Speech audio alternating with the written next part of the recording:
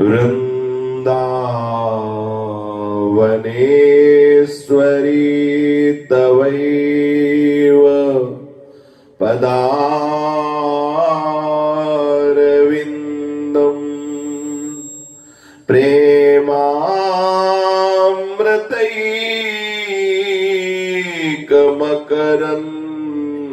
प्रेमामृतैकमकरन्द रसौघपूर्णम्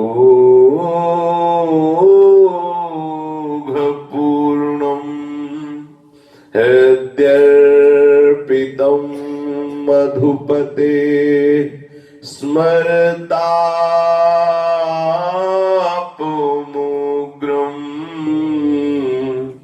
निर्वापयत् परमशीतलमाश्रयामि निर्वापयत् परमशीतलमाश्रयामि। श्रीमद् श्री वृंदावन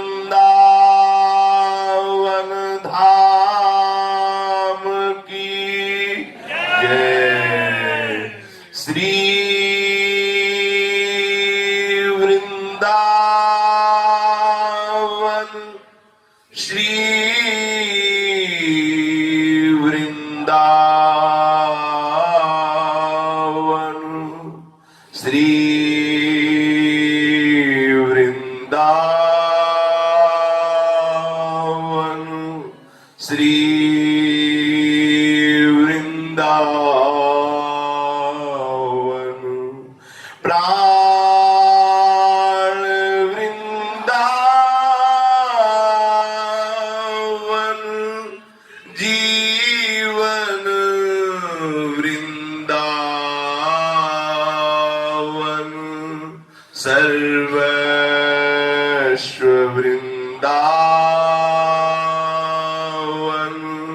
श्री वृंदावन।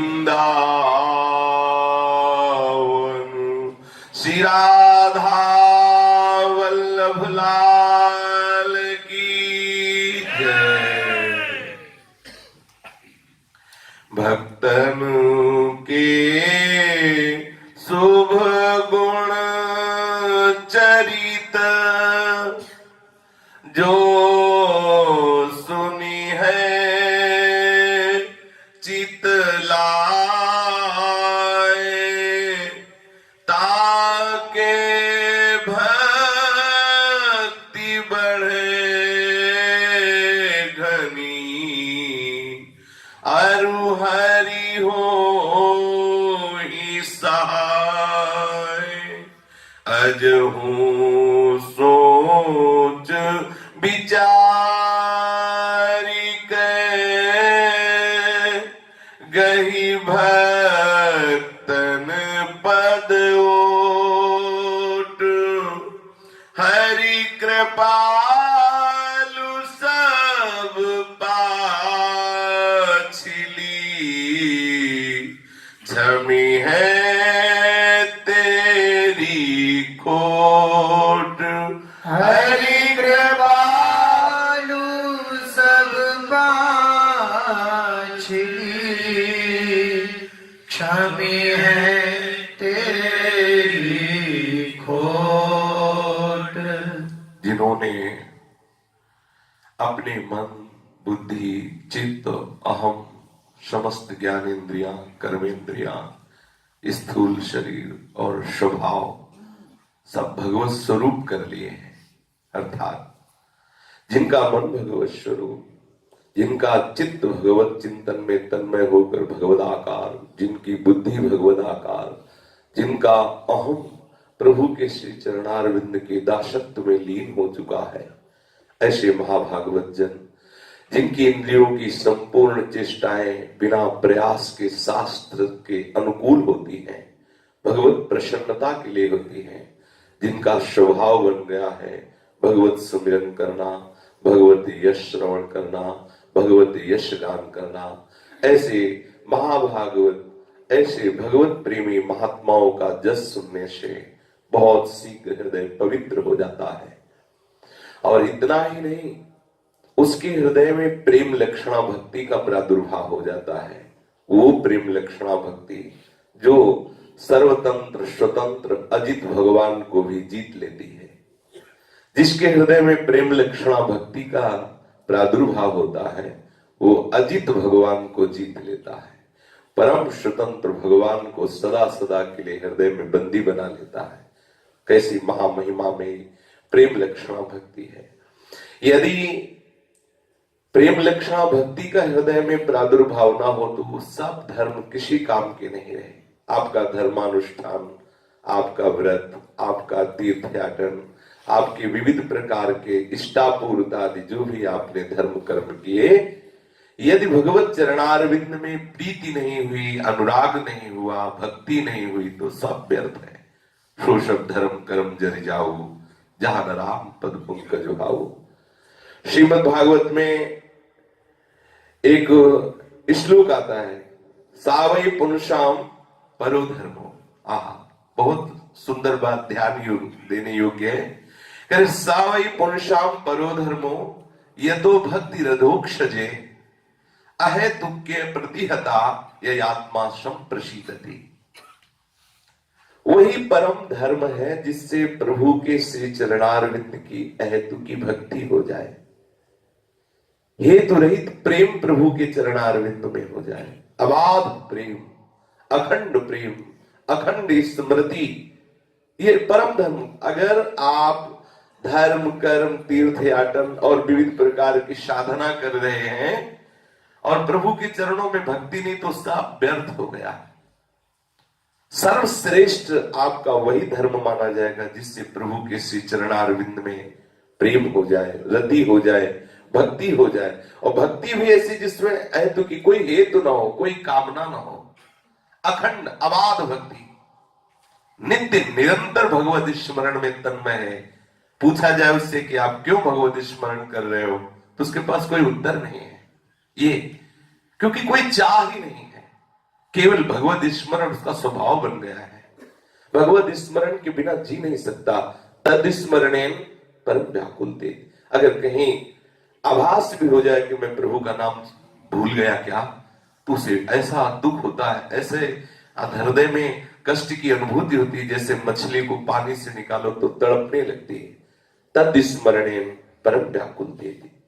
अबाध भक्ति, ऐसी भक्ति से क्या होता है, बोले हृदय आनंद स्वरूप से, परमात्मानंद से, भगवदानंद से भर जाता है। और जिसका हृदय का एक एक कोना आनंद से भर जाता है उसे तत्वबोध हो जाता है, उसे ही अनुभव होता है अब कृत्य भयो में। उसके हृदय में ही कृत्यता संप्रशीदति, ऐसा आनंद, ऐसी कृत्यता का अनुभव होता है कि हृदय से निकल पड़ता है कि पायो परम विश्राम, अब विश्राम मिल गया। ये कहां से हुआ? प्रेम लक्षणा भक्ति से। प्रेम लक्षणा भक्ति कहां से होती है? प्रेमी महाभागवतों के संग से। यदि भगवत प्रेमी महात्माओं का समागम ना हो तो चाहे जितनी साधना कर ली जाए, प्रभु के चरणों की प्रेम लक्षणा भक्ति नहीं हो सकती। वासुदेवे भगवती भक्ति योगः प्रयोजितः जनयत्यासु वैराग्यम ज्ञानम च यदहेतुकम्। यदि भक्तों की कृपा से, भक्तों की पावन जस कथन श्रवण से, भक्तों के सानिध्य से हृदय में प्रभु के चरणारविंद की प्रेम लक्षणा भक्ति का प्रादुर्भाव होता है, फिर और कुछ जरूरत नहीं पड़ती। प्रभु के चरणों में भक्ति होते ही, चित्त जोड़ते ही विशुद्ध ज्ञान का प्रादुर्भाव हो जाता है। वासुदेवे भगवती भक्ति योगा प्रयोजिता तो जनयत्यासु वैराग्यम ज्ञानम च यद हेतुकम।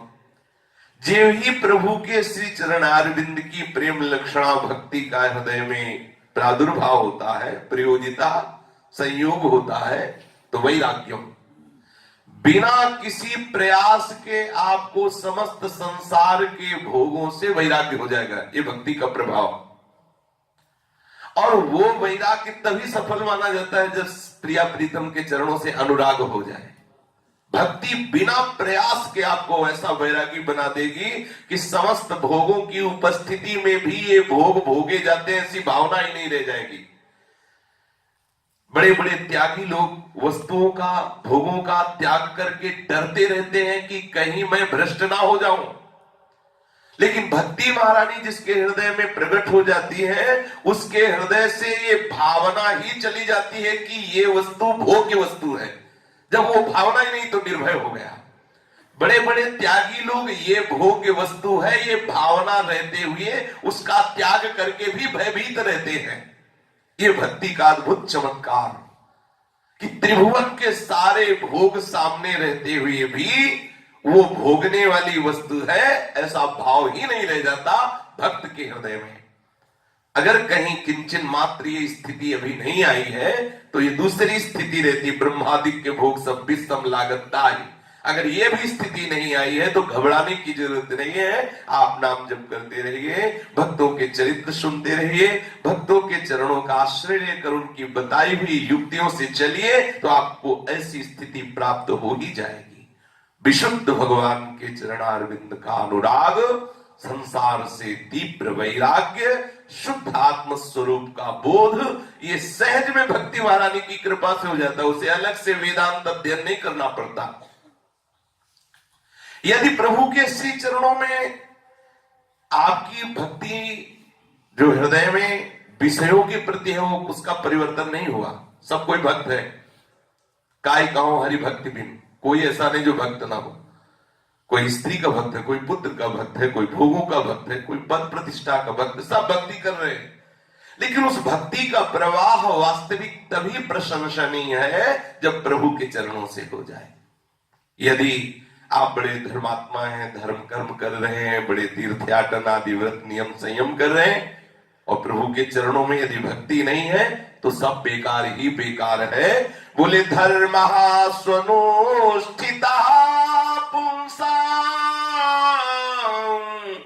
विश्वक्सेन कथा सुयः नोत्पादयेद्यदि रतिम् श्रमेव हि केवलम्, श्रम एव हि केवलम्।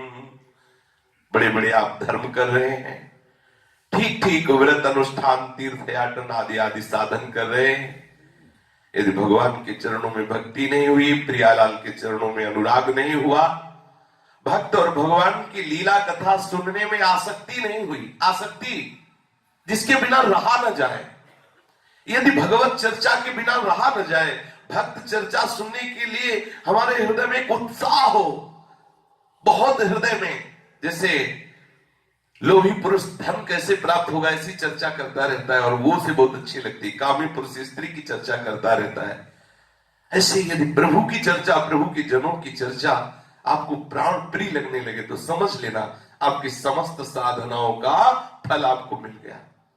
यदि प्रभु और प्रभु की जनों की चर्चा में आपको रुचि नहीं है तो श्रम एव हि केवलम, नोत्पादयेद् यदि रतिम्, तो श्रम एव हि केवलम। यदि आपके हृदय में भगवत भागवत चर्चा के प्रति रति उत्पन्न नहीं हुई तो केवल श्रम ही श्रम है, कुछ हाथ लगने वाला नहीं है। प्रभु की अद्भुत कृपा होती है तब प्रभु का जस श्रवण करने को मिलता है। प्रभु के जस श्रवण का फल होता है कि प्रभु के प्रेमी जनों के जस श्रवण में रुचि हो जाए। यह और बात भगवान की विशुद्ध अनुग्रह का स्वरूप है, भगवान के जनों में आसक्ति हो जाना। भगवान के जन के अनुग्रह का विशुद्ध स्वरूप है प्रभु के निरंतर सानिध्य का अनुभव करना, कृपा में डूबना। ये वृक्ष बीज जैसा है। भगवत चरणारविंद के आश्रित जनों के चरणों का आश्रय लेकर उनकी बताई हुई युक्तियों से हम अपने जीवन को श्री श्यामा श्याम के अनुराग रंग में रंगे। पूज्य श्री राधा बाबा के वचन, जब तुम्हें ऐसा श्रवण करने को मिला कि सर्वत्र श्री कृष्ण का सच्चिदानंद में विलास निरंतर चल रहा है, बहुत एक एक शब्द बहुत ही मनन करने योग्य है और माया मुक्त करने की सामर्थ्य इन वचनों में। गंभीरता से सुना जाए।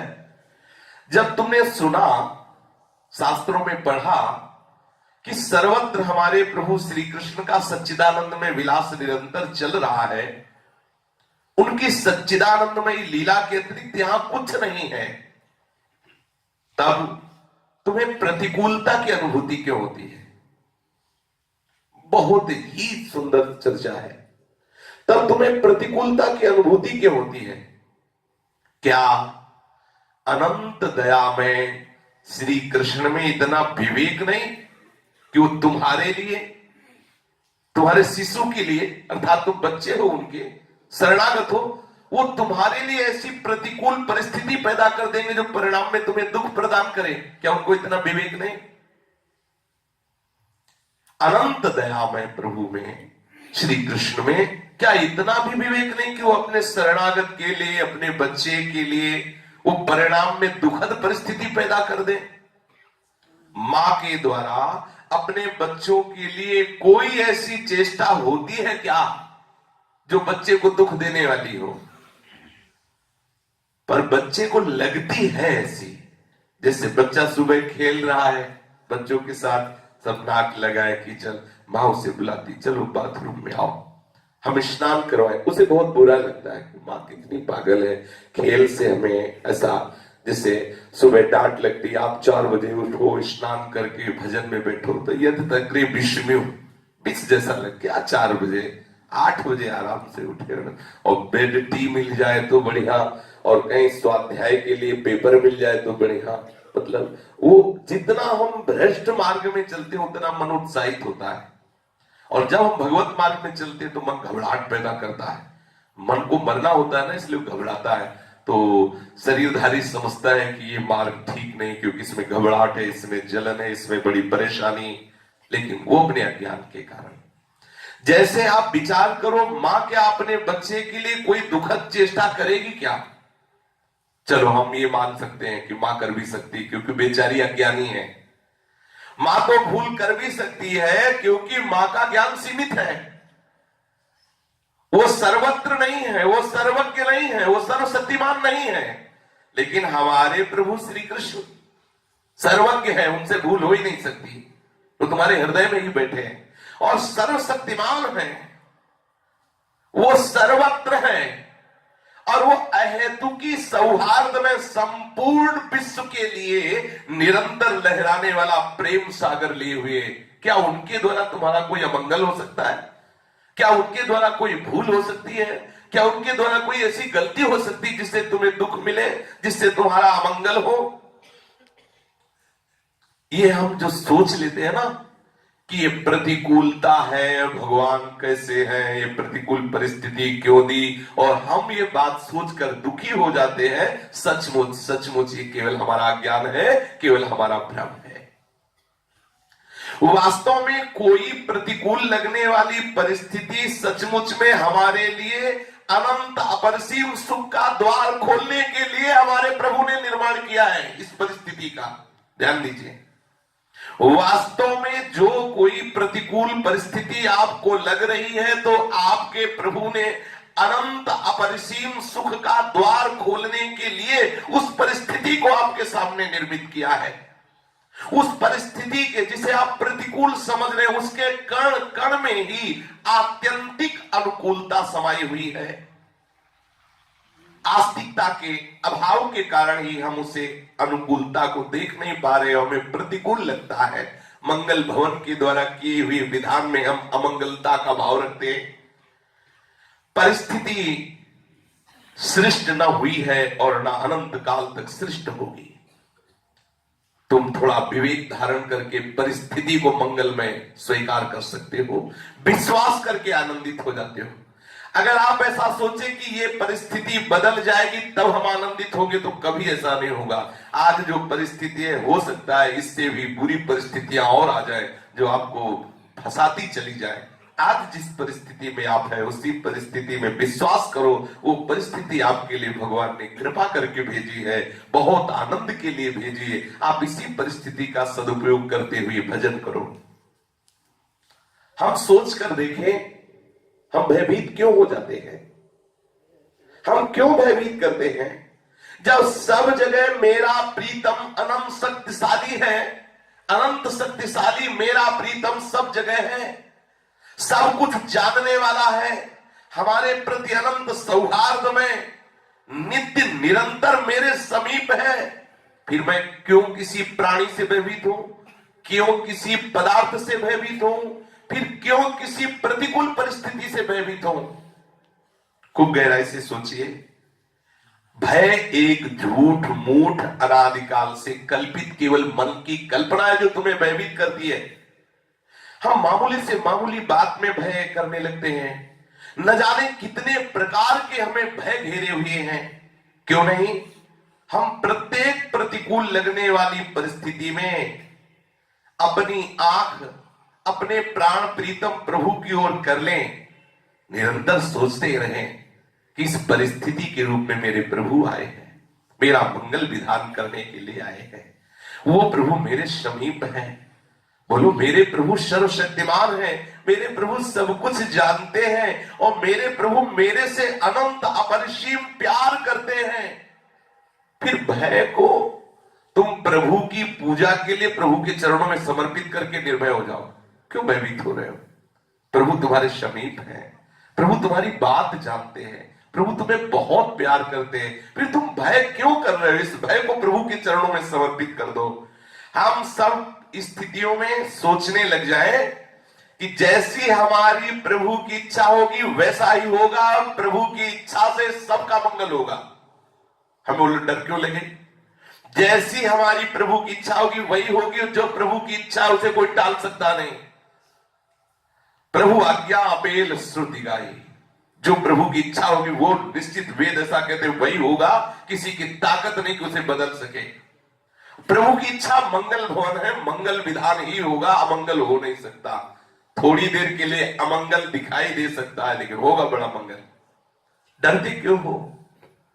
क्यों भयभीत रहते हो? प्रभु के शरणागत होकर सच मानिए, भय की संपूर्ण स्थितियां बदलने लगेगी। हमारा मन सच्चिदानंदमय आनंद से भरने लगेगा यदि हम इस बात को समझ जाएंगे।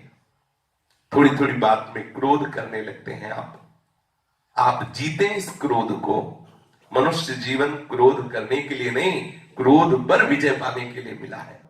हमारा रोष निकलेगा बच्चों पर, नौकरों पर, या हमें जिनको पता है कि ये हमारी हानि नहीं कर सकते उन पे। अगर पता है कि मैं गुस्सा होकर बोलूं सीधे थप्पड़ गाल पे आएगा, फिर गुस्सा ले आएगी, फिर थोड़ा बच के बोलेगा, भागेगा कि कहीं पिट ला। और जहां है कि कोई हमारा बिगाड़ेगा नहीं, फिर क्रोध और उफान में आ जाता है।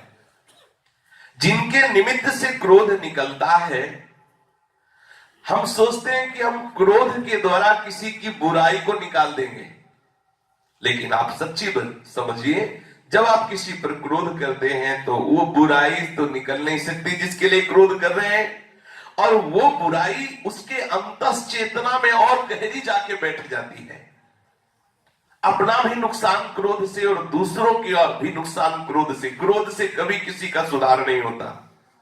सोचो, क्या आपने पूरे जगत का मंगल का ठेका ले रखा है? सोचो, क्या आपके क्रोध करने से जगत का मंगल हो जाएगा? सोचो, क्या आपके क्रोध करने से किसी की बुराई छूट जाएगी? ये भ्रम कि मैं डांट फटकार नहीं करूंगा तो सुधार नहीं होगा, ये भ्रम, केवल भ्रम। इस भ्रम से निकलिए। आपके प्यार में इतनी बड़ी ताकत है कि आप सबका मंगल कर सकते हैं। ध्यान दीजिए, क्रोध में इतनी ताकत नहीं कि आप विश्व का मंगल कर सके। आज तक क्रोध से किसी ने विश्व का मंगल नहीं किया, विनाश किया है। कहीं सुधार क्रोध से नहीं हुआ है, कहीं किसी की बुराई क्रोध से नहीं मिटी है। भ्रम है कि हम डांट डपट कर, क्रोध करके दूसरे को निर्दोष कर सकते हैं, कभी नहीं। प्यार भरे शासन से सबका सुधार हो जाता है। तुम्हारे में क्रोध की गंध ना हो, प्यार ही प्यार हो, जिसको चाहोगे उसको परिवर्तित कर लोगे। हम जान नहीं पाते उन अवसरों पर जब हम क्रोध करते हैं तो सामने वाले के सुधार होने की जगह हमारी ही नींव गड़बड़ा जाती है, विश्वास की, हमारी ही नींव भागवतिकता की, आस्तिकता की गड़बड़ा जाती है। हम समझते हैं सामने वाले का हम सुधार कर रहे हैं क्रोध करके। इस क्रोध रूपी दोष से पूर्ण रूप से जितनी जल्दी हो सके निकलो निकलो। ये बड़ा भयंकर शाप है, इससे बचो, नहीं तो आपके उपासना का जो प्रसाद है उसकी नींव भी ढा देगा ये क्रोध। अर्थात आप परमार्थ के पथिक नहीं रह जाएंगे। क्रोध की गंध भी इस उपासना में नहीं, भगवत प्रेम उपासना में क्रोध की गंध भी नहीं। क्रोध की गंध होगी तो इस महल में दीवार डाल देगी। सावधानी पूर्वक एक व्रत लो कि हमें कभी किसी पर गुस्सा नहीं करना, नियम ले लें, हम कभी क्रोध नहीं करेंगे। बहुत पढ़े लिखे होने के कारण आजकल लोग संतों की बात पर विश्वास नहीं करते, क्यों में लगाते रहते हैं।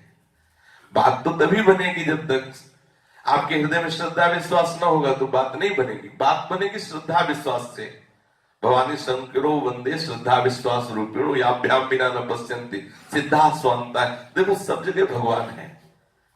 हम एक माटी की मूर्ति में श्रद्धा कर सकते हैं, हम एक धातु की मूर्ति में श्रद्धा कर सकते हैं, तो इन चैतन्य मूर्तियों में भगवान है। अगर यहां श्रद्धा कर लें तो देर न लगे जीवन मुक्त हो जाए। पर यही तो माया का भ्रम है कि हम एक धातु में तो श्रद्धा कर सकते हैं, लेकिन चैतन्य चलते फिरते आत्मदेव में हम श्रद्धा नहीं कर पाते हैं। अगर आत्मदेव में श्रद्धा हो जाए तो जीवन मुक्त, विदेह मुक्त, परमानंद स्वरूप स्वयं हो जाए, पक्का समझ लो। कल का प्रसंग याद होगा, पूज्य श्री राधा बाबा के वचन कि यदि आपने समस्त शरीरों में विराजमान आत्मदेव भगवान का सम्मान नहीं किया तो आपके घर में रखा हुआ चित्र किसी चित्रकार की कल्पना है और आप उस कल्पना की पूजा कर रहे हैं, भगवान की नहीं। ऐसा उन्होंने कहा। मैं इसका निषेध नहीं कर रहा, लेकिन यदि आप बाहर राग द्वेष कर रहे हैं, बाहर भगवत भावना नहीं कर रहे हैं, तो वो कच्ची उपासना है, सच्ची उपासना नहीं। सच्ची उपासना है इन सब मंदिरों में मेरा ही प्रीतम विराज। कोई भी संप्रदाय का कहीं भी हो, सबको यही अनुभूति होती है। आचार्य चरण कह रहे हैं जो क्रूर है, दुष्ट है, पापी है, वो भी साक्षात राधा वल्लभ लाल ही है, ऐसी मेरी दृढ़ मति है। बहुत पढ़ लिख गए तो श्रद्धा और विश्वास नहीं रहा, तर्क शुरू हो गया। परंतु जो सत्य है उसको श्रद्धा विश्वास से जाना जाता है, तर्क के द्वारा नहीं। श्रद्धावान लभते ज्ञानम, फिर लिखा जाता तर्कवान लभते ज्ञानम, लेकिन कहा गया श्रद्धावान लभते ज्ञानम। ये मन सदैव श्रद्धा से आपको गिराता रहेगा, क्योंकि अगर श्रद्धा बढ़ती गई तो मन गिरेगा, मन फंसेगा, मन मरेगा और वो सदा सदा के लिए अमना होगा। और मन ऐसा चाहता नहीं, मन चाहता है छूटता रहे, खूब मनमानी आचरण करते रहे। इसलिए श्रद्धा विश्वास से अलग करता रहता है। सत्य सत्य ही है, प्रभु परम सत्य है। उनका अनंत अपरिसीम आनंदमय चिद विलास अनादिकाल से चल रहा है, अनंत काल तक चलता रहेगा। इस चिद विलास में प्रत्येक विश्व का प्राणी जाने अनजाने में सम्मिलित है। समुद्र की लहर की तरह बन बनकर उठता है और उसी में मिट जाता है। तुम आज भी अब भी इसी क्षण भगवान की गोद में विराजमान हो। विराट स्वरूप भगवान के हम सब उदर में ही तो है, उसकी गोद में हो, उसके अंक में हो। जितनी भी चेष्टा हो रही है सब तुम्हारी भगवान के ही उदर में हो रही, भगवान की गोद में हो रही। जरा विचार करो, जब कोई गर्भ में मां के बच्चा होता है, 5वें 6ठे महीने में शास्त्र कहता है कि गर्भस्थ शिशु में हलचल पैदा हो जाती है, पैर मारना, हाथ मारना, ऐसा शुरू हो जाता है। मां को बुरा लगता है कि अच्छा लगता है? जब बच्चे की हलचल होती है तो मां को आनंद होता है, मेरा बच्चा, उसको सुख मिलता है। ऐसे ही हम जितनी भी चेष्टा कर रहे हैं, अनंत माताओं जैसा वात्सल्य प्रभु की गोद में कर रहे हैं। हमारी हर चेष्टा वैसे ही सुखद है जैसे वो गर्भस्थ शिशु लात मारता है ना मां की उदर में, तो मां को अच्छा लगता है। बच्चे का हलचलन देख करके उसे हर्ष होता है, उसे आनंद होता है। उसका हिलना डुलना चाहे जैसे हो, मां को आनंद का संचार करता है। बिल्कुल विश्वास कर लो, जैसी भी परिस्थिति में हो तुम गर्भस्थ शिशु की तरह हो, भगवान तुम्हें बहुत प्यार करते हैं। प्रत्येक प्राणी भगवान के गर्भ में वास कर रहा है। प्रभु के संकल्प से तुम्हारी सारी चेष्टाएं हैं। उस प्राणी के अनजाने में भी भगवान कितना उसे प्यार कर रहे हैं, कितना प्रेम प्रवाह में उसे बहा रहे हो, समझ नहीं पा रहा है। अनंत काल तक उनका प्यार प्रवाहित करता ही रहेगा। सोचो, जो भगवान को गाली देते हैं, जो शास्त्रों का विरोध करते हैं, उनको भी भूमि में रहने को मिल रहा है, उनको भी ऑक्सीजन मिल रहा है, जल मिल रहा है, भोजन मिल रहा है और भी सब सुविधाएं। देखो भगवान जो सब सृष्टि में प्राणियों को देते हैं वो उनको भी देते हैं जो घोर दुराचारी, साधु द्रोही, शास्त्र द्रोही, धर्म विरुद्ध आचरण करने वाले, उनको भी। उनके प्यार को देखो, उनके प्यार को देखो। कोई बहुत बड़ा शासक हो और जिसकी बहुत शक्तियां हो और उसका कोई विरोध, उसकी कोई गाली दे दे, कोई ऐसा अपमान कर दे तो उसकी शक्तियां उसे नष्ट कर देंगे। लेकिन आप विचार करके देखो, अंतर्यामी अनंत शक्तियां भगवान की हैं और हम उनको गाली देते हैं, हम उनका विरोध करते हैं, उनके नाना प्रकार के धर्म विरुद्ध आचरण करते हैं, लेकिन उनका दुलार, ये वायु उन्हीं की शक्ति है। एक ये वायु जो है ये दैवी शक्ति है, एक देवता है। वायु हमारी घ्राणेंद्रिय से आना जाना बंद कर दे, अभी मर जाओगे। अगर पेट में कुछ भी पचाता है तो जठराग्नि पचाती है। अग्नि एक देवता है और वो एक भगवान का सेवक है। वो तुम्हारे जठराग्नि में कैसा कोई भी ऐसी चेष्टा बताओ जो भगवान की दैवी शक्तियों से अलग तुम्हारे में हो रही और तुम भगवान का विरोध करते हो। शास्त्र का कहां है भगवान, कौन भगवान? लेकिन वैसे ही प्यार, जरा उनके प्यार को देखिए। उनकी ऐसी ऐसी शक्तियां तुम्हें एक सेकंड में मिट्टी में मिला दें, ऐसी ऐसी शक्तियां हैं और उन्हीं से तुम हो। ये नेत्र तभी देख सकते हैं, इस नेत्रेंद्रिय में पावर तभी होगा जब भगवान की शक्ति से दिखवाएगी। अगर नेत्रेंद्रिय के अधिष्ठात्र देवता अपनी सामर्थ्य समेट ले तो नेत्रेंद्रिय होते हुए भी दिखाई नहीं देगा, श्रवणेंद्रिय होते हुए भी सुनाई नहीं देगा, वाकेंद्रिय होते हुए भी बोल नहीं पाएगा। देखो उनकी कृपा को देखो, उनका कितना कृपा का प्रवाह आपके ऊपर है। जिस क्षण किसी भी प्राणी ने एक बार, बहुत ध्यान देने योग्य, बहुत ध्यान देने योग्य, बहुत ध्यान देने योग्य बात है, मतलब इस बात पर ध्यान दीजिए। जिस क्षण किसी भी प्राणी ने एक बार भी किसी भी निमित्त से झूठ मूठ ये कह दिया हे श्री कृष्ण मैं आपका हूं, उसी क्षण से सचमुच सचमुच अनादि अनंतकालीन जीवन भूमिका की एक नई रूपरेखा निर्मित हो गई। झूठ मूठ कह दिया कि प्रभु मैं आपका हूं। किसी भी तरह से, किसी भी परिस्थिति से बचने के लिए उसने झूठ भी कह दिया, हे श्री कृष्ण मैं आपका हूं, आपके सिवा मुझे कोई नहीं बचा सकता। निश्चित समझो अनादि अनंतकालीन जीवन भूमिका की एक नवीन रेखा का निर्माण हो गया। अब वहीं से उसका परम मंगल विधान प्रारंभ हो जाएगा, यदि उसने श्रद्धा से नहीं, विश्वास से नहीं, झूठ मूठ कह दिया है कि हे श्री कृष्ण मैं आपका हूं। आगे चलकर वो अवश्य अवश्य उस प्राणी की भांति भगवान के चिद विलास के रहस्य का ज्ञाता बन जाएगा, अर्थात पूर्ण ज्ञानी हो जाएगा। भगवान के हृदय में जो जितना भी सच्चिदानंद ज्ञान हो सब उसके हृदय में आ जाएगा।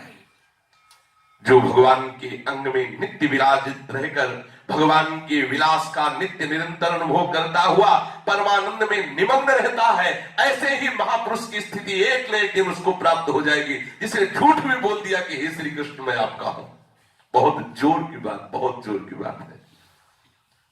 फिर सुनो, भगवान से एक बार जुड़ना जीवन का सारा इतिहास बदल जाना है। श्री कृष्ण को एक बार बोलना कि प्यारे मैं आपका हूं, जीवन के इतिहास का बदल जाना है। सचमुच सचमुच परम सत्य, परम मंगल, परम शुभ, परम सगुण जिसने ये कि हे श्री कृष्ण मैं आपका हूं, हे प्रभु मैं आपका हूं।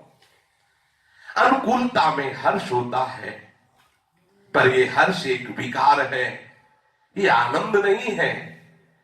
हर्ष से बचो, ये आनंद से भिन्न वस्तु है। हर्ष में मत डूबो, नहीं तो शोक आ जाएगा।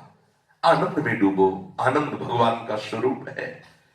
प्रभु के नाम जप से, प्रभु के कीर्तन से, प्रभु की कथा वार्ता से, प्रभु की सेवा से, प्रभु संबंध से जो सुख मिलता है उसे आनंद कहते हैं, और जो भोगों के संबंध से, संसार के विषयों के संबंध से एक आनंद की अनुभूति होती है उसे हर्ष कहते हैं, जो सुख प्रदान करने वाली। आनंद साक्षात भगवान का स्वरूप है। मन बुद्धि रूपी दर्पण पर जब आनंद का स्वरूप बढ़ता है तो मन बुद्धि आनंद स्वरूप भगवत स्वरूप हो जाते हैं। जब तक मन बुद्धि आत्यंतिक विलय प्रभु में नहीं कर जाते तब तक हमें किसी भी हर्ष में नहीं फंसना है, अर्थात किसी भी भोग जनित सुख में आनंदित नहीं होना है।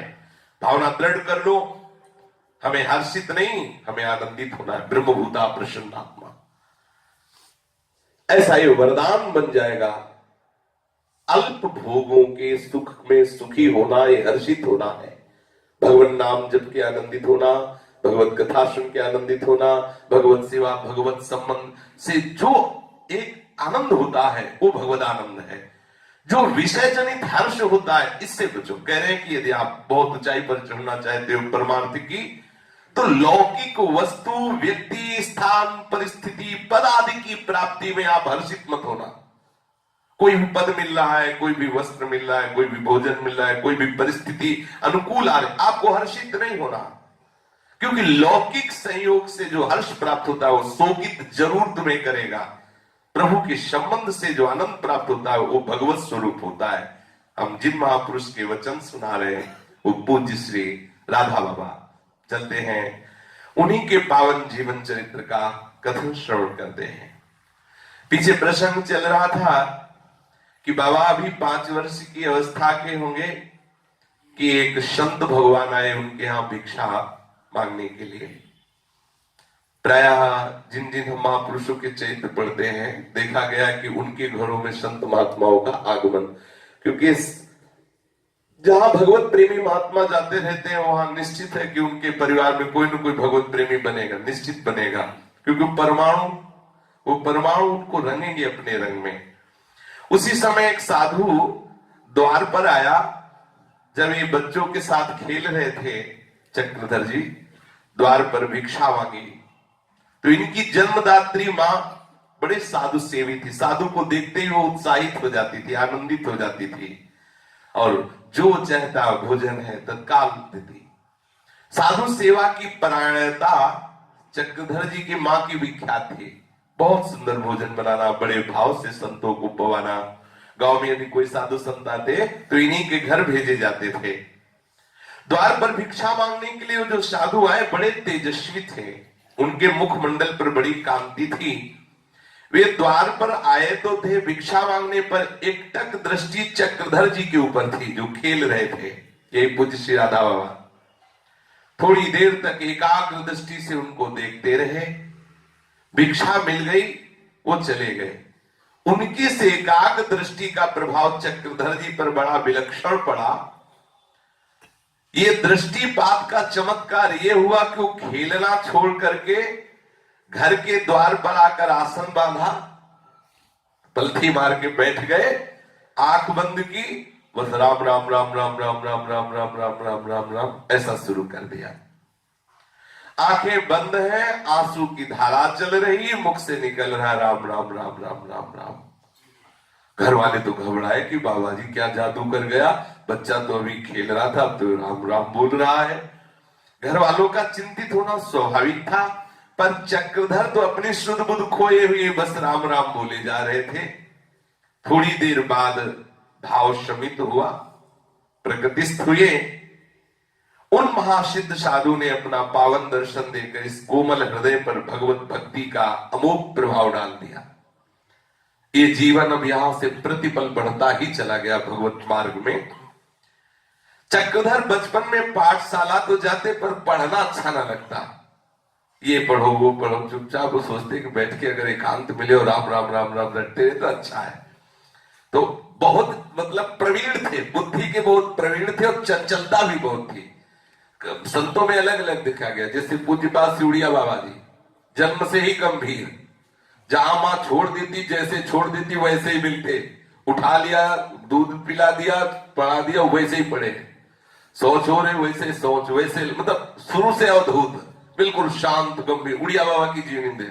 और ये महाराज चंचलता की मूर्ति और बहुत प्रवीण। विचार किया कि यार पढ़ाई से कैसे बचा जा सकता है।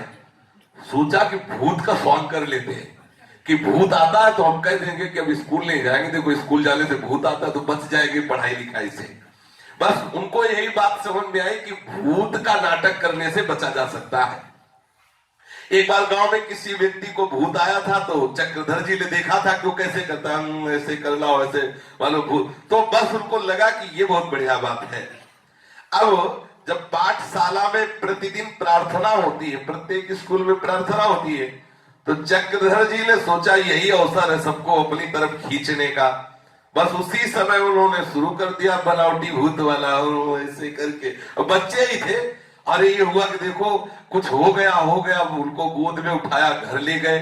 अब माँ ने कहा कि क्या हो गया, बोले उनको भूत आ गया, देखो भूत आ गया। अब वो खूब मतलब बड़े विनोदी स्वभाव के। अब माँ ने कहा कि अरे भाई हमारे लड़के को तो पाठशाला जाने पे भूत आता है, अब हम अपने लड़के को पाठशाला नहीं जाने देंगे। तो चक्रधर जी को लगा कि मेरी युक्ति काम कर गई, पाठशाला में जरूर कोई न कोई भूत है, रास्ते में लगता है मेरा सीधा साधा बच्चा स्कूल जाने पर इसे वो पति से लड़ गई। माताओं में बहुत प्रेम दुलार होता है। और कहा कि और राधा बाबा की खास बात ये थी कि 9 वर्ष तक उन्होंने अपनी माता के दूध को पिया। जब स्कूल जाते तो स्कूल से आके बस्ता पटक देते, पहले माता के स्तरों में लगते, दूध पीते 9 वर्ष तक। माता थप्पड़ भी मारती कि इतना सयाला हो गया, पर शायद इसलिए कि अब हमारे जन्म का आखिरी हिसाब है, अब हमें किसी माँ का दूध नहीं पीना है, तो आखिरी माँ है। इस 9 वर्ष का कब अभी सयाना बालक होता है, दौड़ के आते ऐसे बस्ता भेज देते और माँ के स्तनों में अमृत में दुग्ध पान करते। माँ बहुत प्यार करती चक्रधर जी को, कह दिया कि हमारा बच्चा अब स्कूल नहीं जाएगा, वहां भूत लगता है। देखो और बाबा ने पूरा वैसे ही फेल निकाल के पूरा वैसे कि हाँ भूत आ गया। चक्रधर जी के मन में रामलीला देखने का बड़ा चाव रहता। गांवों में रामलीला होती है। आश्विन मास के शुक्ल पक्ष में विजयादशमी का पर्व आया करता है। इस अवसर पर गांव के बाहर श्री रामलीला हुआ करती थी। बाल आग्रह को देखकर इनके बड़े भाई थे चक्रधर जी के श्री तारादत्त जी, चक्रधर जी को रामलीला दिखाने के लिए ले जाया करते। देखते देखते बालक चक्रधर पर कभी कभी वो ऐसा भाव आता कि सो जाते, तब तारादत्त जी रामलीला के मेले से अपने कंधे पर उठाकर चक्रधर जी को लाया करते। एक बार चक्रधर घर की महिलाओं और अपनी माताजी के साथ रामलीला देखने गए। लीला देखकर वो लौट रहे थे। मेले की ओर जाने वाले रास्ते की दोनों तरफ मिठाई, फल, खिलौने और अन्य उपयोगी चीजों की दुकानें लगी थी। एक व्यक्ति रास्ते के किनारे जमीन पर कपड़ा फैलाकर उस कपड़े पर कॉपी, किताब, रबड़, पेंसिल ये बेच रहा था। चक्रधर जी को लगा कि अगर एक रबड़ और पेंसिल मिल जाती तो बढ़िया था। कांधे पे मां के बैठे थे, तो उनको लगा कि भगवान से प्रार्थना करने पर बात बन जाती है। अभी छोटी अवस्था ही है, प्रार्थना करते, हे भगवान मेरी प्रार्थना सुन लो, ये मेरी माँ मुझे रबड़ और पेंसिल खरीद के दे दे। भगवान से कांधे पे बैठे माँ की प्रार्थना कर रहे हैं। माँ समीप जब पहुंची तो बोले ये रबड़ पेंसिल कितने की है? उनसे बात की, खरीद के कहा ले चक्रधर तेरे लिखने के काम में आएगी। वो तो गंभीर हो गए अंदर से कि मैं अभी प्रार्थना कर रहा था, मेरी प्रार्थना मेरे भगवान ने सुन। बाबा जब संत हो गए तो एक ग्रंथ में लिखा परमार्थ के सरगम में कि मुझे भगवत प्रार्थना का तत्काल फल मिला। बच्चेपन में उसी समय से मुझे विश्वास दृढ़ होता चला गया कि मेरी बात भगवान सुन रहे हैं। जे ही रबड़ पेंशन मिली बस उनके हृदय में बात आ गई कि देखो मेरी बात, मेरी प्रार्थना भगवान ने सुनी और मुझे रबड़ पेंशन दी। अब वो अंदर ही अंदर भगवान से अपनापन, अंदर ही अंदर प्रभु से मानसिक पूजा, प्रभु से मानसिक बातें, प्रभु का मानसिक स्मरण। बहुत नटखट स्वभाव भी था। एक दिन ये खेत के बगल से निकले, गांव में बड़े बड़े सुंदर खेत हैं गन्ने के होते, गन्ने की खेती। गांव में बाल भोग चाय वाय का थोड़ी होता है, ऐसे ही निकल गए खूब। वहां तो इस समय जैसे है ना, जगह जगह आप कंडे के अलाव लगे मिलेंगे, आलू और शकरकंद की उसमें किसानों की, और गन्ने का रस बाल्टी में निकाला, 1 लीटर दही और सब चक्का अलग यार, टी चाय इडली पिए, बाल भोग हो गया। तो चक्रधर जी की आयु 8 वर्ष की होगी। बगल से निकले, बहुत सुंदर गन्ने के पेड़ होते हैं, देख के लगता है कि मतलब हाँ। तो उनके मन में आया कि तोड़ा जाए। एक मन में आया कि कोई देख लेगा, तो बोले नहीं तोड़ा जाए। फिर मन में आया क्यों, तुम्हारी तो है नहीं तो तुम क्यों तोड़ने की बात करो। मन ने विवेक पर हावी करके और तोड़वा लिया, गन्ना तोड़ा लिया। अब चक्रधर जी उस गन्ने को तो चूस रहे, लेकिन हृदय जल रहा है, मैंने क्यों तोड़ा, ये दूसरे का खेत है, मैंने क्यों लिया, ऐसा मुझे नहीं करना चाहिए। जब मेरी वस्तु नहीं है तो नहीं लेना चाहिए। अगर उस खेत वाले से मैं पूछ लेता तो था, लेकिन मन ने विवेक पर ऐसा बल लगाया कि विवेक काम नहीं किया और गन्ना बहुत अंदर ही अंदर। छोटे बच्चे हैं, देखो ये संत स्वभाव है। अगर शास्त्र विरुद्ध आचरण हो जाए, आपके हृदय में जलन न हो तो जान लेना आपका अंतःकरण बहुत अपवित्र है। नहीं, जरा भी शास्त्र विरुद्ध आचरण होगा तो आपको जलन होगी, इतनी जलन होगी कि असहनशीलता आ जाएगी। नहीं, अब मैं नहीं, मैं सबको बता दूं कि मैंने गलती की, जान लेना अंतःकरण बहुत पवित्र है। जब ऐसा होने लगे कि मैं चीख चीख के सब, ऐसा पवित्र अंतःकरण वाले से जरा भी अपराध बनता तो जलता है, वो सबको चीख चीख के बताता है कि मेरे से ऐसी गलती हो गई। अब दूसरे दिन फिर एक चने के खेत से निकले। जब हरे हरे पेड़ों में जो चने लगे होते हैं ना, बड़ा स्वाद आता है चबाने में। वो गांव में खेत, तो जब देखा चक्रधर जी ने तो मन ने कहा कि हाँ अब चने उखाड़े जाए। फिर पूछा है क्या तुम्हारी चीज है जो उखाड़ी जाए? मन ने जवाब दिया नहीं। फिर अंदर से प्रश्न हुआ जिसकी ये वस्तु है क्या उससे पूछ करके लिया? मन ने कहा नहीं।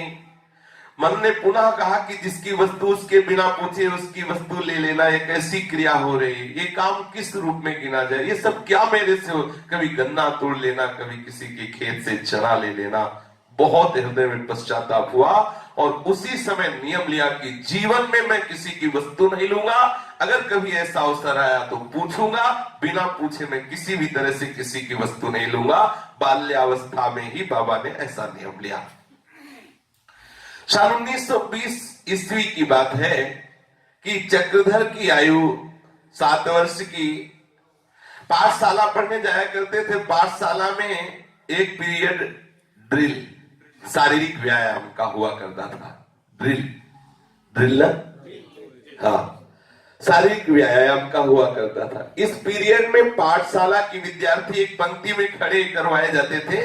पंक्तिबद्ध विद्यार्थियों से मार्च करवाया जाता था।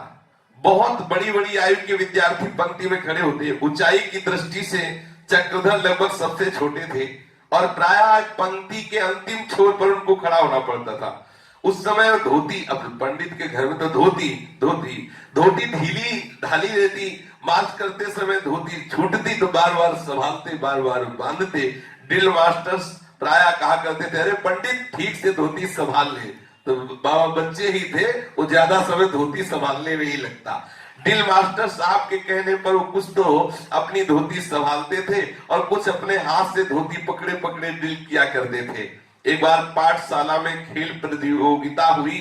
ऊंची कूद, लंबी कूद, दौड़, ये आदि लॉन्ग जंप और हाई जंप ऐसा अनेक प्रतियोगिताओं में चक्रधर ने अपना नाम लिखवाया, परंतु प्रत्येक बार हार गए क्योंकि छोटे थे और सब बड़े बड़े विद्यार्थी थे, बड़ी आयु के विद्यार्थी थे, जिनकी शरीर की ऊंचाई और शरीर की शक्ति थी चक्रधर से बहुत अधिक। वो विद्यार्थी इनमें सफल हुए और उन विद्यार्थियों को मेडल मिला, तमगा नीले फीते में वैसे लगा। अब ये छोटे बालक थे, इनके मन में आई कि अगर हमारे भी तमगा लगता तो अच्छा है। अब हमारे शरीर तो है नहीं कि हम उतनी दौड़ भाग कर सके। हम भगवान से प्रार्थना करते हैं। ये देखो संतों के जीवन में शुरू से होता है, हम भगवान से प्रार्थना करते हैं। भगवान चाहे तो क्या नहीं कर सकते? क्या एक तमगा भगवान हमको नहीं दिला सकते? और वैसे महापुरुष बने कि पूरा विश्व इनके चरणों में झुका। ये तमगा तभी मिल सकता है जब प्रतियोगिता में सफल हो, लेकिन मैं प्रतियोगिता में तो सफल हो नहीं सकता। बाल्यावस्था से ही चक्रधर की भगवान शंकर में बड़ी आस्था थी और गांवों में 10 मंदिर होते हैं। 2-4 घरों के बीच में एक छोटा शंकर जी का मंदिर ऐसे गांव में, एक कुआं एक मंदिर ऐसे होता है। खास करके जो ब्राह्मण आदि है उनके तो मोहल्ले में होते ही हैं ऐसे। और बाबा के तो घर के सामने ही शिव मंदिर था और निजी घर का शिव मंदिर था। ये भगवान शंकर की प्रार्थना की कि आप आशुतोष हैं, आप कृपा करें मुझे तमगा मिले। बच्चे ही थे, ऐसी भावना की। भगवान शिव मेरी विनती सुने, मेरी मनोकामना पूर्ण करे। तो विनती करते करते उनके मन में एक आवाज उठी, तुम गीत सुनाओ, तुम गीत सुनाओ। ऐसा चक्रधर को भगवान शिव की मानो प्रेरणा हुई हो। उन्हें ये बात जच गई कि अंदर से भगवान शिव कहे तुम गीत सुनाओ। वो अपनी बड़ी भाभी जी के पास गए और कहने लगे, भाभी भाभी तुम मुझे एक गीत सिखा दो। भाभी जी ने कहा, गीत तो स्त्रियां गाती हैं, तुझे गीत से क्या मिलेगा, तू गीत सीख कर क्या करेगा। उन्होंने कहा, ये सब बातें तुम मत पूछो, केवल मुझे एक गीत सिखा दो। चक्रधर के आग्रह को देखकर उनकी बड़ी भाभी ने उस स्त्री धर्म शिक्षा पत्रिका में 2 गीत उनको याद करा दिए। भाभी जी स्त्री धर्म शिक्षा नामक पत्रिका मंगवाया करती थी। भाभी जी ने पत्रिका को अंक दे दिया जिसमें 2 गीत थे। उसने इन दोनों गीतों को कंठस्थ कर लिया चक्रधर जी ने। अगले दिन पाठशाला में विद्यार्थियों की सभा होने वाली थी।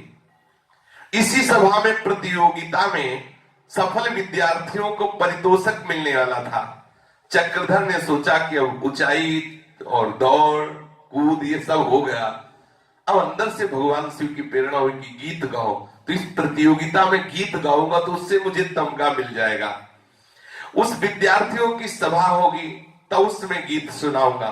वो बहुत पीछे बैठे, उनके मन में गीत सुनाने की भावना बार बार उठ रही थी, पर वो अपनी भावनाओं को व्यक्त करने का साहस नहीं कर पा रहे थे। पाठशाला के प्रधानाचार्य श्री विद्यानंद सिंह जी सभा का संचालन कर रहे थे। वे सेना विभाग से आए हुए व्यक्ति थे।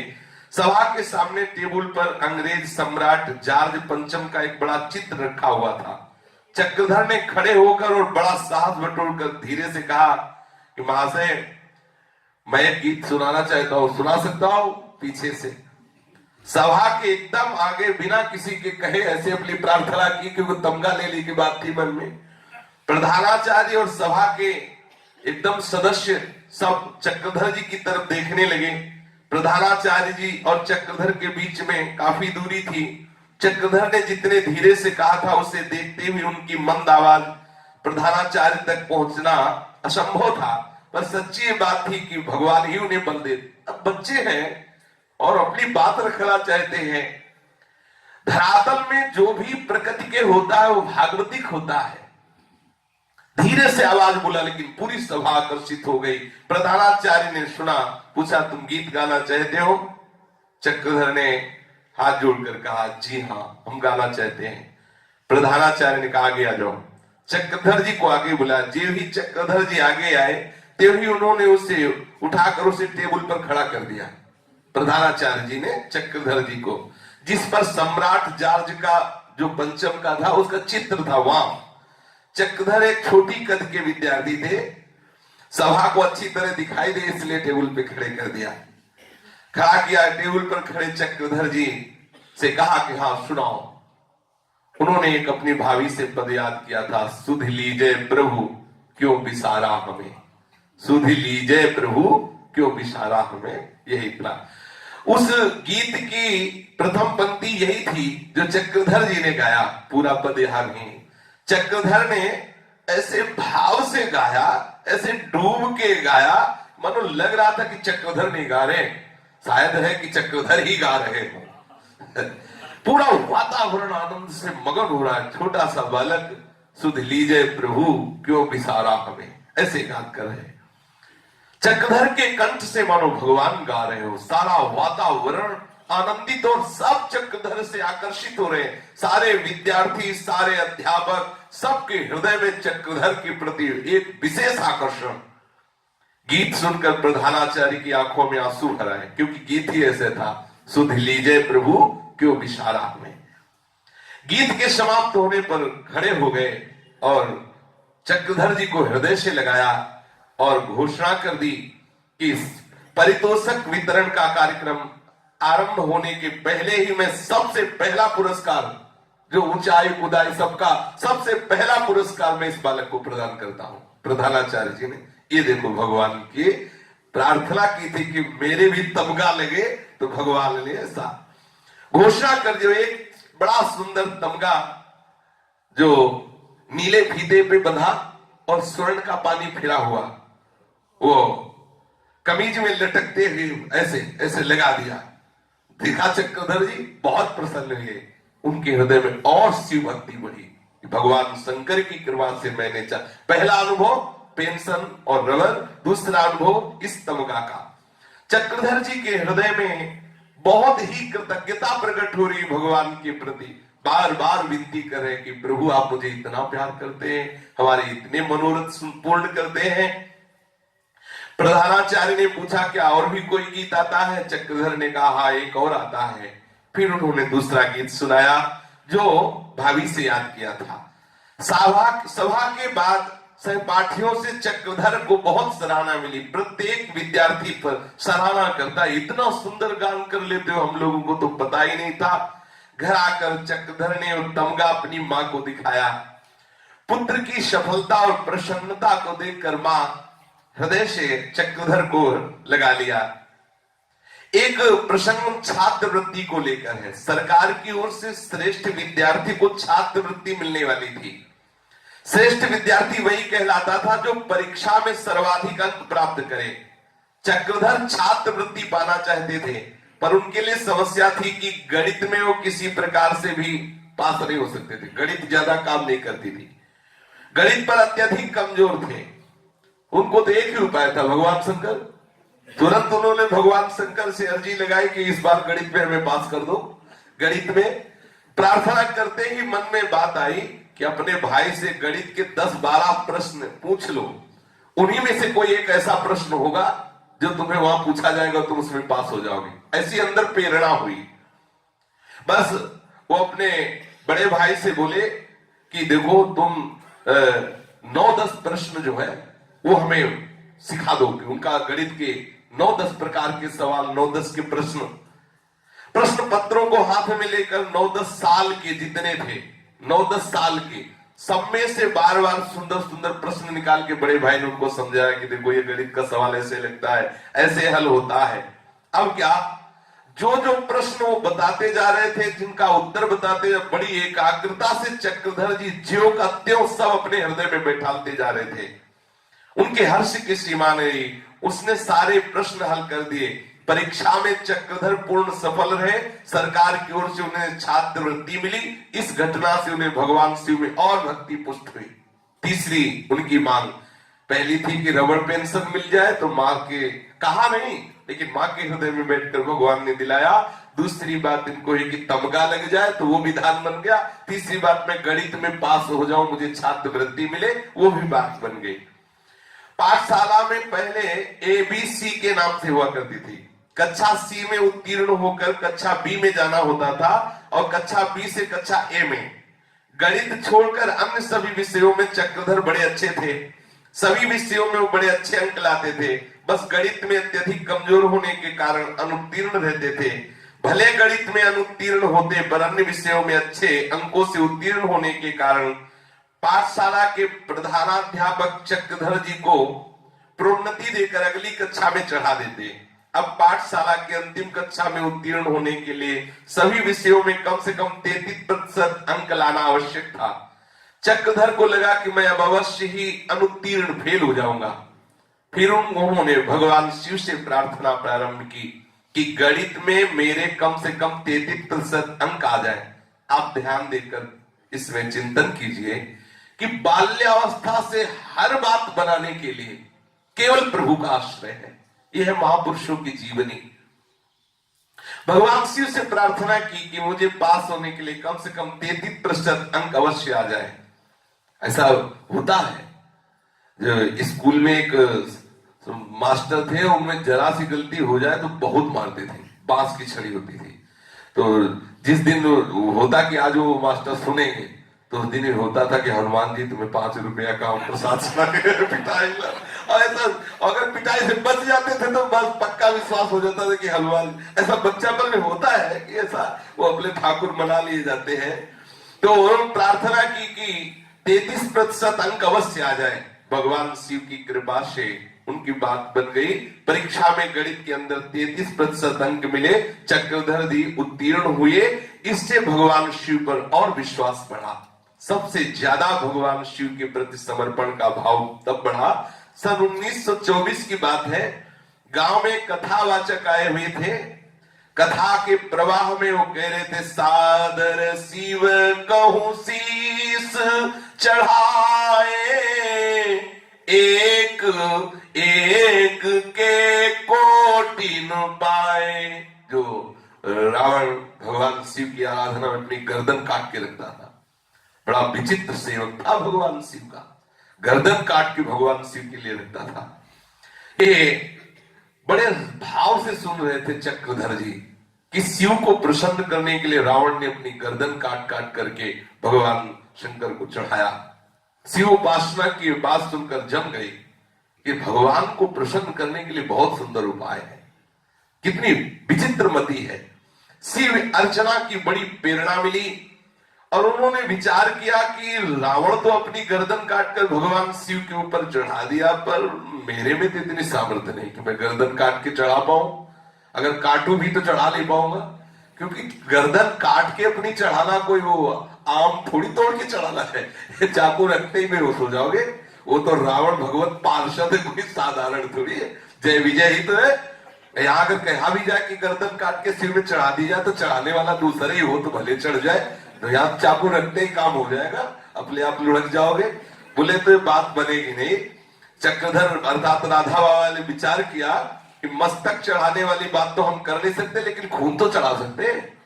भगवान शंकर में खून तो चढ़ा सकते हैं। खून चढ़ाने वाली बात उनको जम गई। सोचने लगे कि प्रतिदिन एक बूंद खून रोज शंकर भगवान को चढ़ाऊंगा। घर के ही आंगन में एक शिवलिंग प्रतिष्ठित था। इस शिवलिंग पर रक्त बिंदु चढ़ाने के लिए चक्रधर अपने गांव के एक राजा साहब थे, उनके घर में गए और उनके यहां मांगा कि हमें वो पेंसिल बनानी। पेंसिल होती था ना, उसको ऐसे छीलने के लिए ब्लेड की जरूरत होती, एक ब्लेड दे दो। ऐसे तो ब्लेड कोई देता, बहुत प्रवीण बुद्धि के थे। वहां से ब्लेड मांग के लाए और रोज अपनी अंगुली को ऐसे चीरते और भगवान शंकर के ऊपर, देखो ये देखो समर्पण का भाव है। भगवान शंकर को खून खच्चर फिर चाहिए, वो तो एक चुल्लू जल में प्रसन्न। ऐसा भी देवता भी कोई नहीं त्रिभुवन में, कोई भी जो ना पाता हो वो शंकर जी को चढ़ा दो, उतने प्रसन्न हो गए। धतूर का फल कोई पाता है? आज तक कोई देवता नहीं हुआ जो धतूर का फल खाए।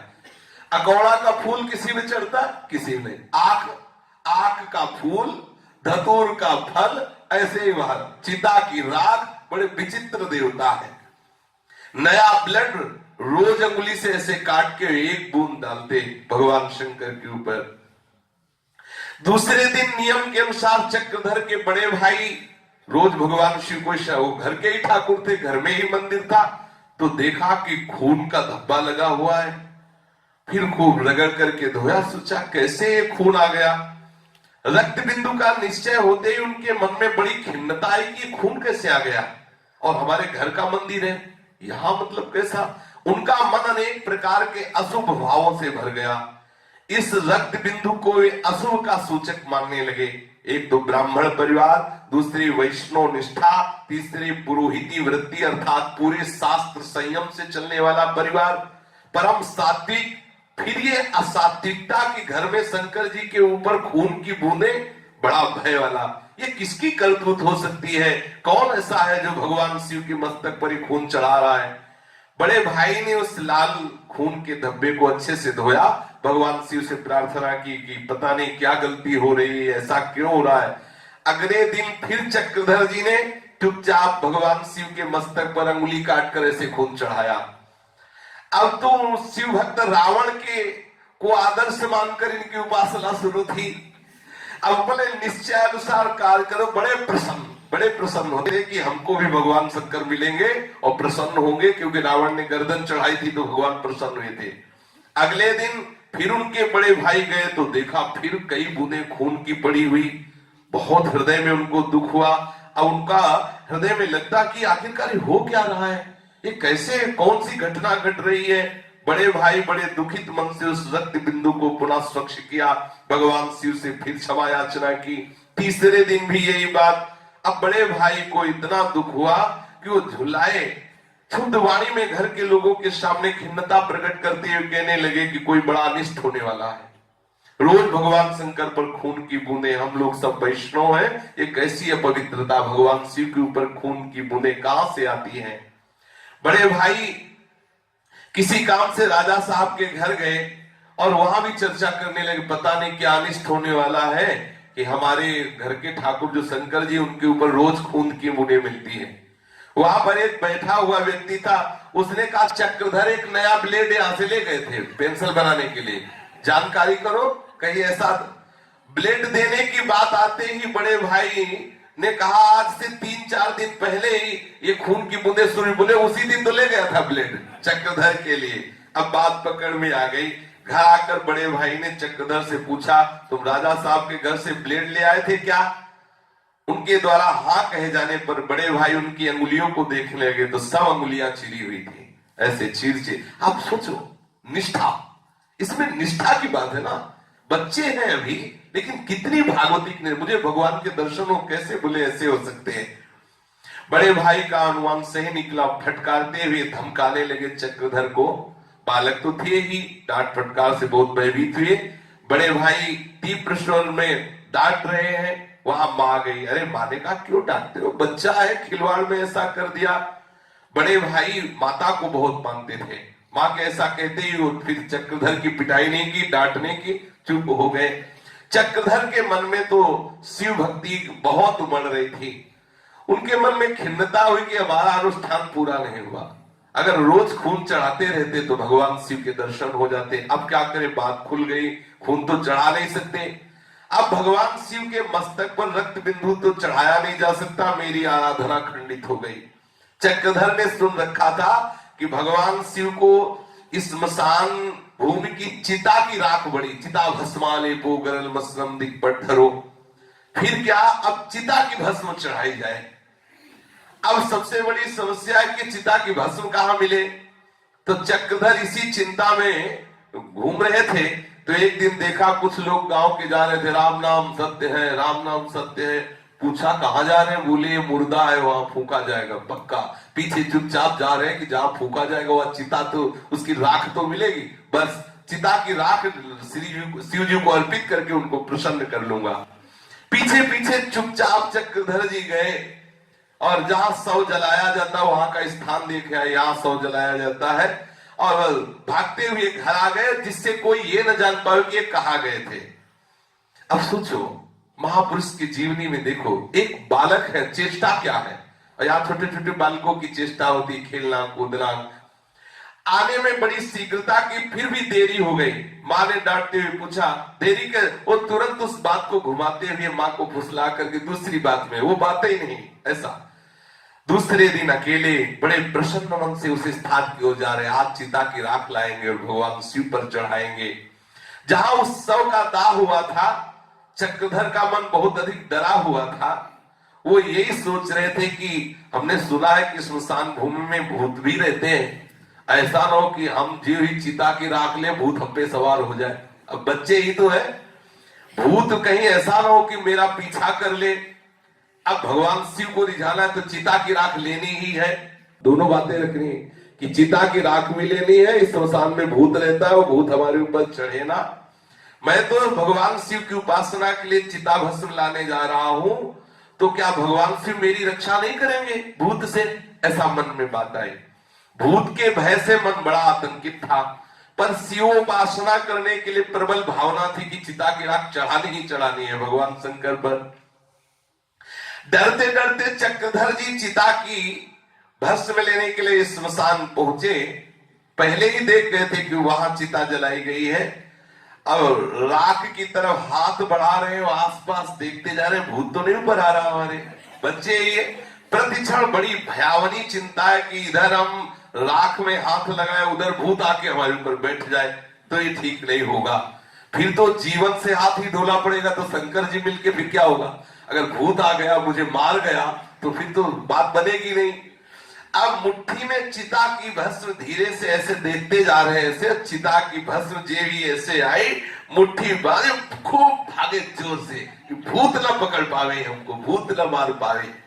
और बस सुन रखा था कि हनुमान जी का नाम लेने से भूत नहीं चढ़ता, तो चिता की राख हाथ में लेके और बस भूत पिशाच निकट नहीं आवे, महावीर जब नाम सुनावे, जय जय जय हनुमान गोसाई कृपा करो गुरुदेव की लाई, जय जय जय हनुमान गोसाई कृपा करो, आंख मूंद के भागे वहां से निरंतर जय हनुमान जय हनुमान जय हनुमान करते भाग। क्योंकि बच्चापन में होता है ना कि जो बात दिमाग में बैठ गई वो बैठ गई।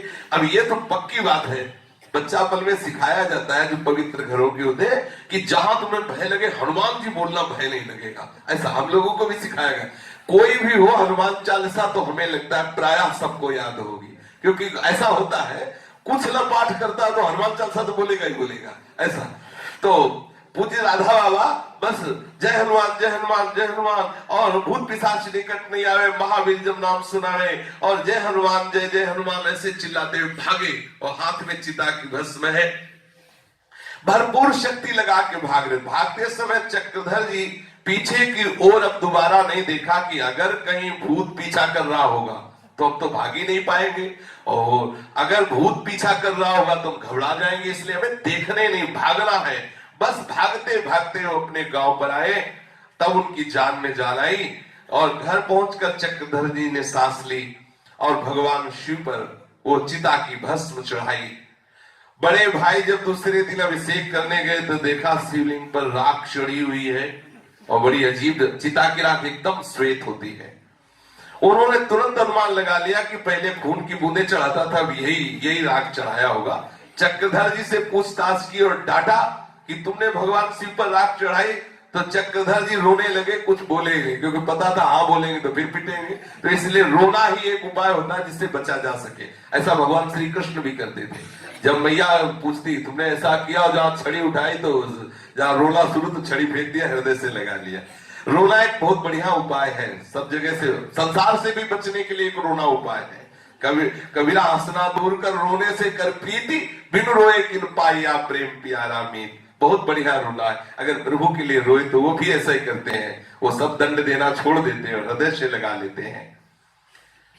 अब रोते रोते उन्होंने चिल्लाकर माँ से कहा, माँ घर में जो गड़बड़ी होती है सब मैं ही करता हूँ क्या? देखो भैया डांट रहा है हमें। ऐसा इतना कहकर वो और भी जोर जोर से रोने लगे। रोना सुनकर माँ भागती हुई आई और चक्रधर जी का पक्ष लेकर बड़े भाई से कहने लगी, तुमको चैन नहीं होती, जो गलती होती सब हमारा ये चक्रधर ही करता है, बस इसी को डांट, इसी को चक्रधर जी माँ की गोद में। ऐसे ही ठाकुर जी करते हैं। यदि आप ठाकुर जी से प्यार करो तो करो सदा तिनके रखवारी, जिम बालक राखे महतारी। माँ के कारण एक बार फिर चक्रधर जी का बचाव हो गया। चक्रधर के द्वारा की गई शिव उपासना पारिवारिक परंपरा के अनुसार विधि विहित तो नहीं थी, परंतु इतना सत्य है कि भगवान शिव ने इनकी पूर्ण श्रद्धा को विकसित कर दिया। अब इनके हृदय में निरंतर भगवत स्मरण चलने लगा। भगवान शिव की अर्चना की प्रताप से इनके हृदय में विशेष विवेक, विशेष बल, बुद्धि के अधिष्ठात्र देवता भगवान शिव है। अगर भगवान शिव कृपा ना करें तो बुद्धि का विकास न, उन्हीं की कृपा से बुद्धि का विकास होता है। जो भी जितना भी बड़ा ज्ञानी हुआ है उसके ऊपर भगवान शंकर की कृपा रही, क्योंकि भगवान शंकर ज्ञान के समुद्र है और अथाह ज्ञान के गुरु भी है। वंदे बुद्धमयम् नित्यम गुरुम शंकर रूपिणम। बिना भगवान शिव की कृपा के अहम का नाश नहीं होता। बिना अहम नाश हुए भगवान के चरणों में दैन्य भाव की भक्ति नहीं होती। इसलिए औरव एक गुप्त मत सवै कहां कर जोर, शंकर भजन बिना नर भगति न पावे मोर। शिव द्रोही मम दास कहावा, सो नर मुझ सपने नहीं भावा। परिस्थिति शांत हुई। अवसर पाकर बड़े भाई ने चक्रधर को फिर प्यार पूर्वक समझाया कि देखो अपने लोग वैष्णव हैं, भगवान शिव को ये सब नहीं चाहिए।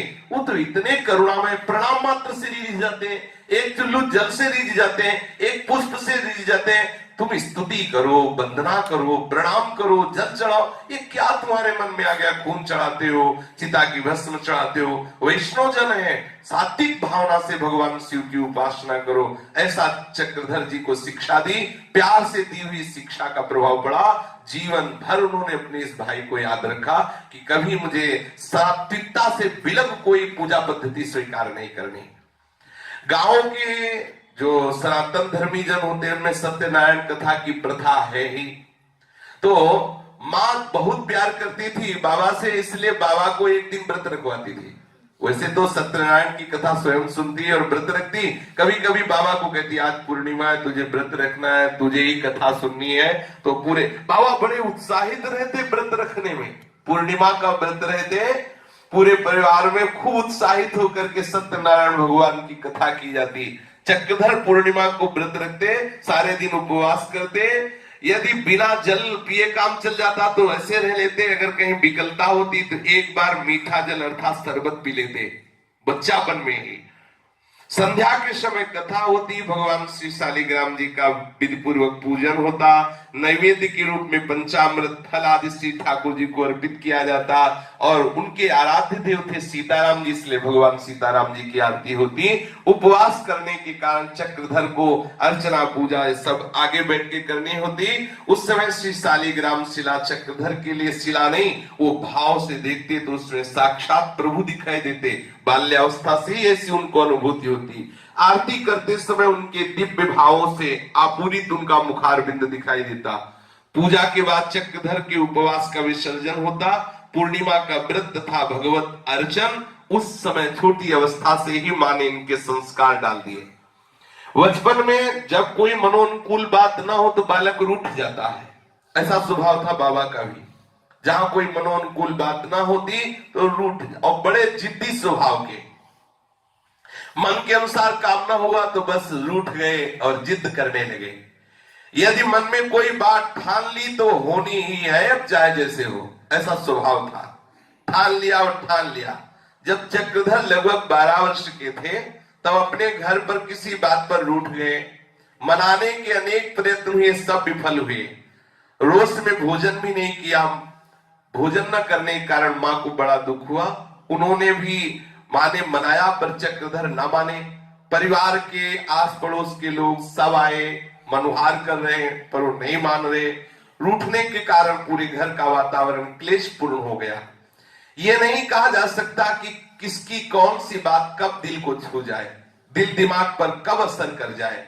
चक्रधर के जो बड़े भाई देवदत्त जी थे, बड़े भजन करने वाले थे, त्रिकाल संध्या करते थे, बड़े गंभीर शास्त्रवेत्ता और भगवत स्मरण करने वाले थे। उनके चेहरे से भागवतिकता, ब्रह्मणत्व टपकता था। कमरे के बाहर आकर बड़ी प्यार से चक्रधर को ऐसे हृदय से लगाया और एकांत में ले गए। कहा, भैया चक्रधर, तुम एक बात मेरी मानोगे? चक्रधर ने कहा, कहिए। कहिए तो आप, मैं क्यों नहीं मानूंगा। बड़े भाई ने कहा, तुम एक बात हमारी मान लो, आज से कभी तुम रूठना नहीं। ये रूठने की आदत छोड़ दो। अगर तुम आज से रूठोगे नहीं तो जीवन में तुम देखना कि तुम्हारा कैसा मंगल होता है। तुम एक बात केवल मान लो, कभी रूठना नहीं। न जाने इस प्यार भरी, दुलार भरी शिक्षा का क्या प्रभाव पड़ा। उस दिन से चक्रधर रूठना ही बंद कर दिए। किसी भी बात में नहीं रूठे, रूठना ही छोड़ दिया। बाबा कभी कभी वृद्धावस्था में अपनी इस घटना को सुनाते थे कि भाई, रूठने से कोई लाभ नहीं। मेरे बड़े भ्राता ने मुझे शिक्षा दी थी, जीवन में मैंने उन शिक्षा को देखा। जीवन में कभी मुझे अशांति नहीं हुई। हर परिस्थिति में ध्यान रखता। मेरे बड़े भाई ने कहा है, मुझे रूठना नहीं, जैसी भी परिस्थिति उसमें राजी रहना है। बड़े भाई का इतना प्रभाव पड़ा कि आज तक उन्हीं के प्रभाव से मैं रूठा नहीं। बाबा वृद्धावस्था में भी ऐसा कहते हैं। जब मन के अनुसार कार्य नहीं होता और हम ना रूठें, तभी पता चलेगा कि तुम कितने आस्तिक हो। अगर तुम्हारे मन के अनुसार काम नहीं हो रहा और तुम रूठ रहे हो तो तुम्हारी आस्तिकता में कमी है। उद्वेग रहित होना, चिंता रहित होना, यही सच्ची श्रद्धा, विश्वास, आस्तिकता का स्वरूप है, कसौटी है।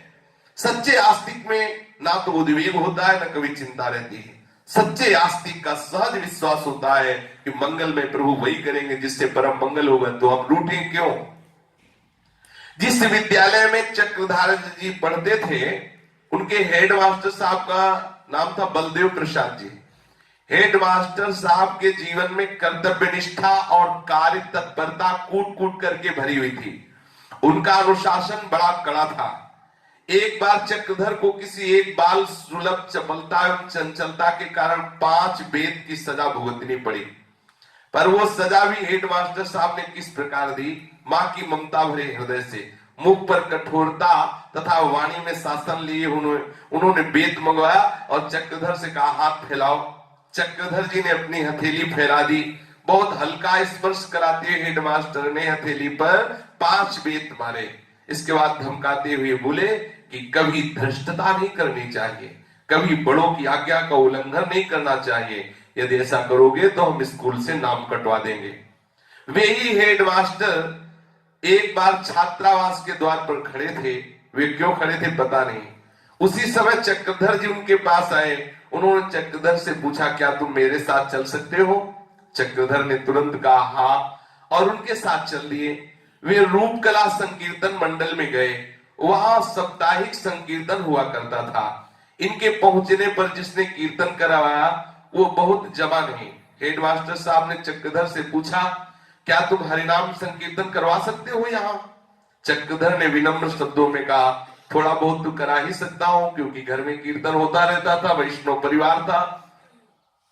चक्रधर से अनुकूल उत्तर पाकर हेडमास्टर साहब ने सबके समक्ष कहा कि अब मेरे विद्यालय का एक छात्र भगवान नाम कीर्तन कराएगा। कीर्तन कराने के लिए चक्रधर सामने आए और उसने सभी उपस्थित लोगों से निवेदन किया कि मैं जैसे जैसे कहूं वैसे वैसे आपको बोलना है। मैं जितना जितना कहूं उतना उतना ही आपको बोलना है। जो लोग स्वर में स्वर नहीं मिला सके उनसे प्रार्थना है कि मन ही मन भगवान नाम कीर्तन करें, लेकिन मेरे साथ ना बोले, क्योंकि स्वर भंग होने पर बात नहीं बनेगी। ऐसे लोग यदि मौन रहकर मन ही मन कीर्तन करेंगे तो मेरा विशेष सहयोग करेंगे और मुझे विशेष अच्छा लगेगा और बहुत सुंदर प्रभावोत्पादक कीर्तन होगा, ऐसा पूज्य चक्रधर जी ने सबसे कहा। इतना कहकर चक्रधर जी ने बड़ी मस्ती से झूमते हुए कीर्तन करवाया। रघुपति राघव राजा राम, पतित पावन सीताराम। रघुपति राघव राजा राम, पतित पावन सीताराम। रघुपति राघव राजा राम, पतित पावन सीताराम। पूज्य श्री महात्मा गांधी जी का एक प्रसिद्ध कीर्तन है। बड़ी बड़ी जगह अद्भुत अद्भुत चमत्कार भगवान नाम का दिखाया श्री महात्मा गांधी जी ने। ये जो अंग्रेज लोग जानते भी नहीं कि भगवान नाम क्या होता है, उनकी सभा में खुला छाती जाके भारतीय महात्मा ने दिखा दिया। महात्मा गांधी बहुत बड़े भगवान नाम जापक, भगवान निष्ठ महापुरुष, दिखा दिया कि भगवान नाम में कितना चमत्कार होता है। एक कोई ऑफिसर आया था, उसने कहा सीधे गोली मारो। ये कौन है? महात्मा गांधी, जो हमारे मतलब विधान के प्रतिकूल चेष्टा करता है, संविधान बनाता है। डायर दो, क्या नाम था उसका, है जनरल डायर जो हुई हो।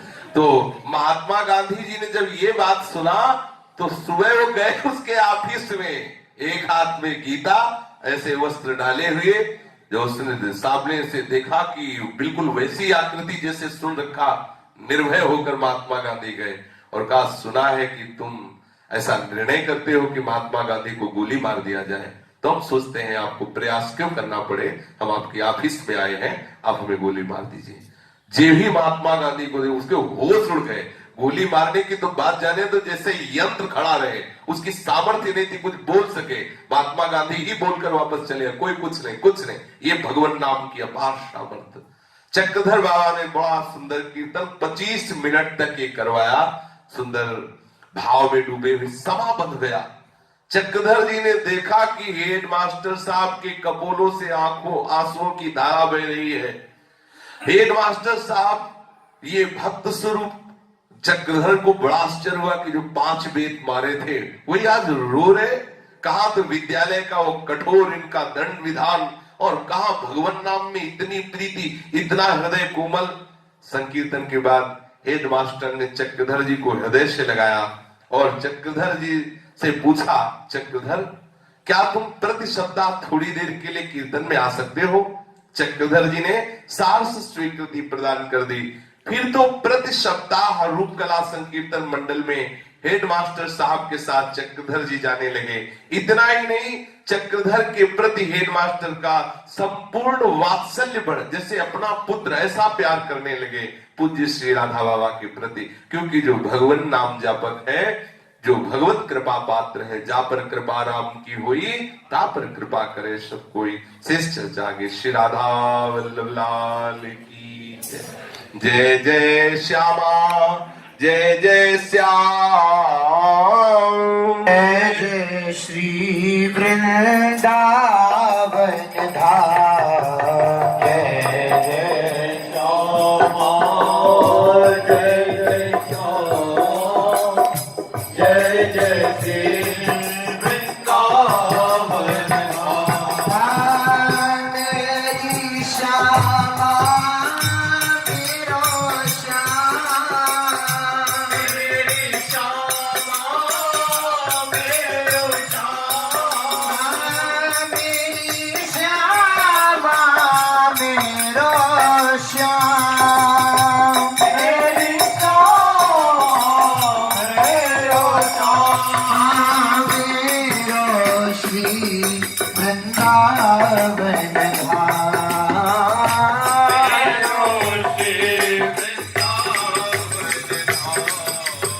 जय जय श्यामा जय जय श्याम। जय जय श्री वृंदावन